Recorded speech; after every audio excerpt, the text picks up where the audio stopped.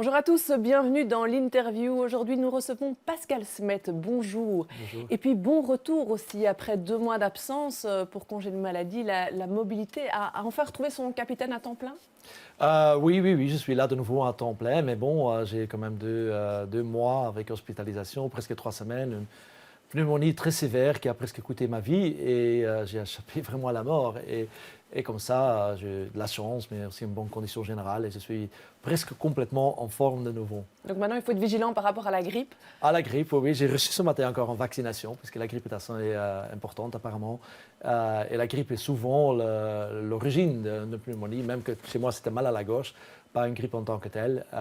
Mais voilà, j'ai aussi pu comprendre en 2-3 jours, ça passe très vite. Oui, c'est surprenant. Ça peut arriver donc de se retrouver en danger, même quand on est encore jeune. Absolument. Et moi, on dit à l'hôpital, je ne savais pas non plus que la pneumonie, c'est la 4e raison pour laquelle les gens décèdent en Belgique. Et au moment où j'étais à l'hôpital, un jeune mec de 30 ans qui a la même chose à moi a décidé à ce genre de pneumonie, puisqu'il y a beaucoup de différences entre les sortes de pneumonie. Et chez moi, c'était très sévère. Bien. Bon, eh bien, la neige et le froid arrivent dans les prochains jours, ce qui ne devrait pas arranger les choses.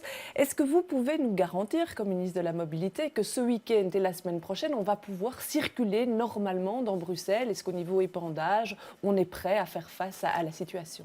Oui, on est prêt. Je crois que les Bruxellois, on peut le constater aujourd'hui aussi. On a assez de sel, il y a aussi de travail. Bon, évidemment, aussi les chutes, si par hasard il y a des chutes de neige ou des ventes virulentes, comme on a vu en France ou entre villes, on ne peut jamais garantir à 100%, mais normalement, dans les conditions normales, oui. Ouais. Est-ce qu'il y a une coordination qui est prévue avec les communes? Parce qu'on sait que la région s'occupe des voiries régionales, des grands axes, et puis les communes doivent faire leur territoire et elles ont moins de moyens. Oui, c'est réglé comme ça, mais bon, si on veut différemment, on suit pour. Hein, il y a un service pour toute la région décentralisé, évidemment, mais on n'est pas là. Et les voiries régionales, on s'occupe, et les voiries communales, ce sont les communes. Peut-être un jour que ça va changer, mais ce n'est pas l'ordre du jour aujourd'hui. Alors, je vais vous faire réagir simplement à une petite photo qu'on va regarder ici. Voilà, ce qui s'est passé dimanche dernier, c'était sur les réseaux sociaux. On voit qu'un camion d'épandage d'XL est passé, puis il est arrivé à la frontière communale avec Bruxelles-Ville, et là, il a fait demi-tour. Petite réaction à cette C'est photo. ridicule, hein. Je crois que tous ces trucs, frontières communales qui ne sont pas des frontières réelles, hein, dans la tête des gens, pas non plus morphologiquement, on ne voit pas, mais c'est une réalité et je crois que ça montre simplement qu'à l'avenir, les Bruxellois doivent se pencher sur une réorganisation de cette ville-région. Je ne parle pas encore nécessairement, même que je suis en principe pour une fusion des communes, mais même une meilleure organisation des services de base comme ça, mais aussi pour les poubelles, pour les containers, enfin tout ça, il y a encore des choses qui peuvent être améliorées à mon avis. Et notamment, un des éléments, c'est le stationnement. On sait que c'est du ressort communal. Depuis le 1er janvier, il y a des nouveaux arrêtés régionaux qui sont d'application, on dirait plutôt applicables, parce que est-ce que beaucoup de communes les ont déjà mis en œuvre? Donc ça va commencer maintenant, hein. On a finalement pu faire franchir un pas. C'est déjà un pas très important. C'est le 2e pas qu'on fait. Il y a encore un 3e, un 4e qui va sans doute venir, puisque c'est un peu le même ordre de genre que vous avez montré. Et c'est complètement ridicule. Un côté, on peut garer sa voiture, l'autre côté pas, puisqu'on appartient à une autre commune. Tout ça va disparaître maintenant. Il y a moins de bêtises dedans.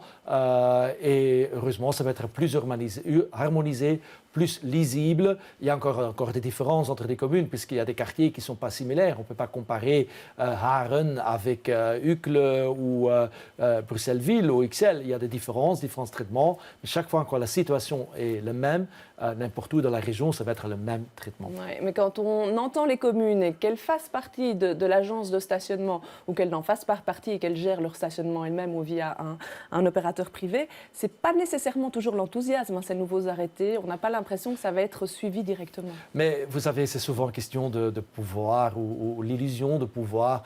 L'agence de stationnement a connu un démarrage un peu compliqué, difficile.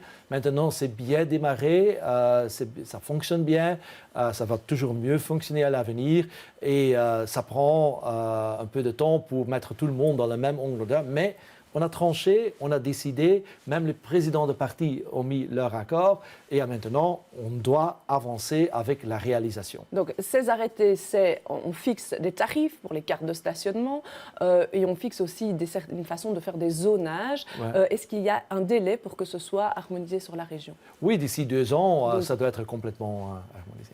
Il n'y aura plus de cartes de stationnement gratuites alors pour les riverains?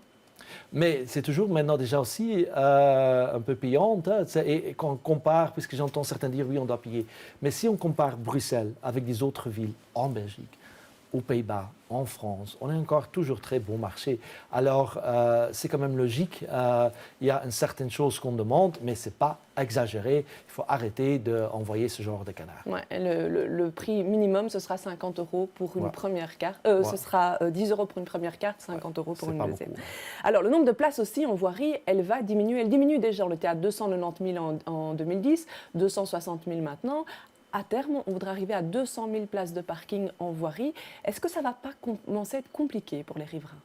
Mais je crois qu'il faut donner une priorité aux riverains. Le grand problème à Bruxelles est, et moi j'habite par exemple dans le centre de la ville, que les nafteurs ou les visiteurs prennent des places de riverains. Il faut donner dans l'espace public la priorité aux riverains.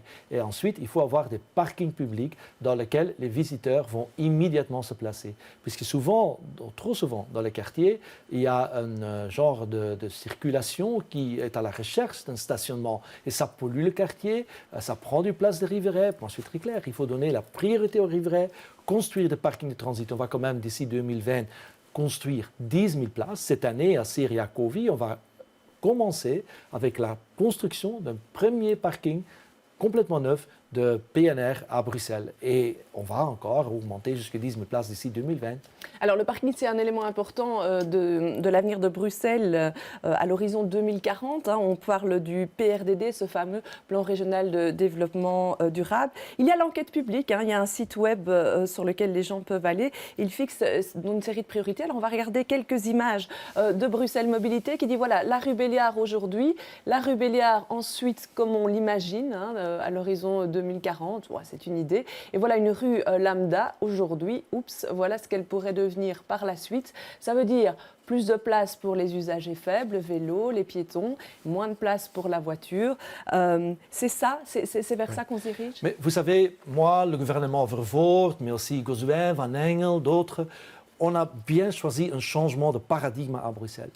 Jusque quelques années à Bruxelles, c'était tout pour la voiture, tout pour les nafteurs. On a d'aujourd'hui, on va créer encore une bande, encore une bande. Nos places, nos squares sont devenus des parkings publics.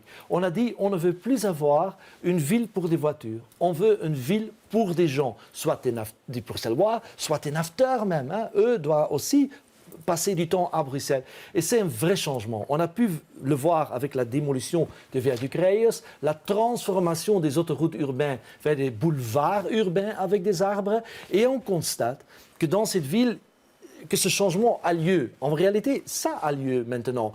Et il y a encore une sorte de gens qui se trouvent chez certains libéraux, parce que même pas chez tous les libéraux, mais les gens comme De Wolf, comme Render, souvent avec chauffeur d'ailleurs, qui se déplacent, ces gens-là veulent tout pour la voiture encore beaucoup plus de place pour les voitures, encore plus de bandes réservées, encore beaucoup plus de voitures dans l'espace public. Moi, j'ai dit, et heureusement avec moi, le gouvernement Vervoort 2, ça suffit, on a ras-le-bol. On veut que les Bruxellois ont la qualité de l'air, on veut que les Bruxellois ont un espace où ils peuvent bien vivre, on veut évidemment que les Bruxellois, quand ils ont besoin d'une voiture, qu'ils peuvent rouler encore en voiture, mais on veut aussi plus de place pour les cyclistes, pour les piétons. Finalement, une des fonctions primordiales d'une ville est de se rencontrer. Mais il y a aussi les gens ne se rencontrent pas en bien voiture. Sûr, mais il y a aussi une dimension économique. Est-ce qu'on peut imaginer que Dox et plus tard Néo vont fonctionner uniquement avec la clientèle bruxelloise? Ça semble difficile. Est-ce qu'on peut imaginer que les gens vont venir en train pour ça? Ou que les clients du boulevard de Waterloo, des enseignes de luxe, vont venir à vélo depuis la périphérie du Brabant wallon? Mais vous savez, une grande partie des gens de Waterloo, boulevard de Waterloo, vient déjà avec des moyens non voiturisés. C'est la réalité aujourd'hui. Et je suis content que vous preniez cet exemple. Quand on prend Porte-Namur, Louise, c'est hyper moche. C'est soi-disant le quartier chic de Bruxelles. Oui, les magasins sont chics à l'intérieur, mais à l'extérieur, 90% de l'espace public est pris par la voiture. C'est la raison pour laquelle que très prochainement, on va rendre public les 5 bureaux d'architectes, puisqu'on a lancé un concours, une compétition pour refaire tout l'espace public. Il y a encore de place pour la voiture, évidemment. Je ne suis pas contre la voiture. Je dis simplement, quand les gens viennent en voiture en ville, immédiatement vers parking public, pas se placer sur l'espace public, sauf que c'est pour courte durée, ou sauf qu'on est riverain, et il faut rééquilibrer. Vous savez le vrai problème à Bruxelles? Ce sont les nafteurs. Chaque jour, on est submergé avec plus de 200 000 des voitures avec des nafteurs individuellement dans leur voiture. Ce n'est pas la faute du Bruxellois, ce n'est pas leur faute. Cette ville n'a pas l'infrastructure, n'est pas configurée pour reprendre toutes ces voitures. Et moi, j'en ai marre de ce... Puisque c'est une partie de MR, ce n'est pas tout le MR. Il y a une partie de MR qui s'amuse à dire c'est Pascal Smet, c'est le gouvernement Vervoort 2. Non, la réalité est que ce sont des non-bruxellois qui viennent polluer notre air. Et on doit réadapter. Encore une fois, pas contre la voiture, mais moins de place pour les voitures et plus pour les piétons, plus pour les habitants, plus pour les cyclistes. Pour ça, on a besoin de la SNCB pour que ce RER aboutisse. Aussi, ce n'est pas nécessairement facile. On sait qu'il y a des retards, que la desserte même intérieure de Bruxelles n'est pas prioritaire. Alors ce matin, dans la dernière heure, Ridouane Chahid plaidait pour la création, on voit l'article là, d'une zone de transit express métropolitaine, c'est-à-dire qu'on créerait des parkings à l'extérieur de Bruxelles, payés par la Flandre, et que Bruxelles ferait des bus express qui mèneraient jusqu'à Bruxelles en attendant ce RER. Vous soutenez cette idée? Mais je ne suis pas en soi contre cette idée, mais ça va déjà prendre d'espace public, je ne suis pas contre, mais on ne peut pas obliger comme ça les gens non plus. Et pour réaliser ça, il faut un accord avec la Flandre et la Wallonie, puisque c'est une sorte de manière en transport en commun. Puisqu'il y a une autre idée qui est très bien, c'est le carpooling. Le problème est que tout le monde se retrouve individuellement dans leur voiture. Aujourd'hui, on a moins de problèmes de circulation. En été, on n'a pas de problème de circulation. Vous savez pourquoi? Parce qu'il y a 20% moins de voitures en ville. Si déjà une partie de ces nafteurs partagent la voiture et qu'on le stimule fiscalement pour partager la voiture, on a beaucoup moins de voitures en ville et le problème est résolu. Alors, je ne suis pas contre, mais c'est une mesure avec des autres, mais pour ça, on doit collaborer avec la Flandre et la Wallonie et aussi, j'en suis de plus que jamais convaincu, fiscalement soutenir, puisque ce n'est pas seulement le RER, oui ou non, c'est aussi toute une fiscalité fédérale qui fait en sorte que vivre à la campagne est moins cher que vivre à Bruxelles. Alors moi, je trouve, c'est scandaleux. Alors, dernière chose, parce qu'il nous reste 30 secondes, le fameux tram 9 qui va de Simonis vers Jette. On sait que les travaux vont bientôt arriver à Avenue de l'Exposition, ça va être un fameux chantier. Mais on a décidé d'anticiper la prolongation jusqu'au Ezel. Absolument, on va connecter tout le plateau de Ezel sur notre réseau de tramway. On a introduit la demande de permis beaucoup plus vite qu'initialement prévu pour prolonger le tram 9 jusqu'au plateau de Ezel, mais aussi pour prolonger le tram 3 qui s'arrête maintenant à l'Esplanade, aussi sur le plateau de Ezel. Et à l'avenir, il y a 3 trams qui vont arriver au Ezel, le 7, le 9 et le 3. Et en plus, les trams flamands qui vont arriver un jour aussi vont se retrouver au plateau de Ezel. Et on va avoir un vrai nœud de transport en commun avec le métro, les trams et le bus sur le plateau de Ezel. C'est déjà une réponse à Néon qui va arriver, une réponse avec le parking de transit.